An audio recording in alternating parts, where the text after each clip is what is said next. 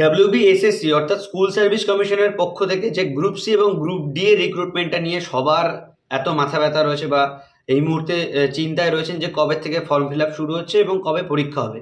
তো তাদের জন্য একটা মোটামুটি পজিটিভ সংবাদ, মোটামুটি আপনারা ধরেই নিতে পারেন যে আপনাদের ফর্ম ফিল আপ শুরু হবে SLSTর যে ফর্ম ফিল আপটা চলছে তার ঠিক পরে।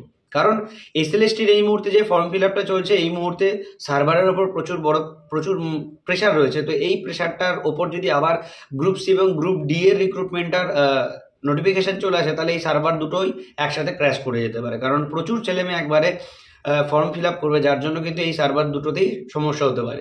তার জন্য এই মুহূর্তে SLSTর ফর্ম ফিল আপ চলছে এবং যারা SLSTর ফর্ম ফিল আপ করছেন তারাও খুব ভালো করে জানেন যে আপনাদের কিন্তু বয়স নিয়ে একটা বিতর্কিত জায়গা তৈরি হয়েছে, যে যারা 2016 সালের পরীক্ষা দিয়েছেন তাদের কিন্তু যে বয়সটা, তাদের কিন্তু যে বয়সে যে ছাড়ের বিষয়টা সেটা কিন্তু এখন আর থাকছে না।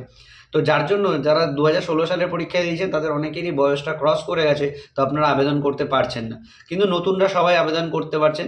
তো এই নিয়ে কিন্তু আবার হতে পারে কিছু একটা জলঘোলা, সেটা আমি আগের থেকে প্রেডিক্ট করতে পারছি কিছুটা। তো আপনারা এটা দেখতে পারবেন পরবর্তীকালে কি হয়। কিন্তু যারা গ্রুপ সি এবং গ্রুপ ডি এর ফর্ম ফিল আপের জন্য অপেক্ষা করছেন তাদের আমি বলে রাখি, গ্রুপ সি গ্রুপ ডি এর ফর্ম ফিল আপটা অবশ্যই SLSTর ফর্ম ফিল আপের পর থেকে শুরু হবে এবং SLSTর ফর্ম ফিল আপের যে ডেটটা ছিল সেটা কিন্তু সামান্য এক্সটেন্ড করা হবে, সেটা কিন্তু অনেকেই জানতে পেরেছেন, কারণ এখনো অনেক ফর্ম ফিল আপ বাকি আছে, কিছুদিন সার্ভারের প্রবলেম ছিল। অতএব ধরেই নেওয়া যাচ্ছে যে আরও 10-15টা দিন আপনাদের হয়তো অপেক্ষা করতে হতে পারে গ্রুপ সি গ্রুপ ডি এর ফর্ম ফিল আপের জন্য। এবং এটার পরীক্ষা কবে হবে?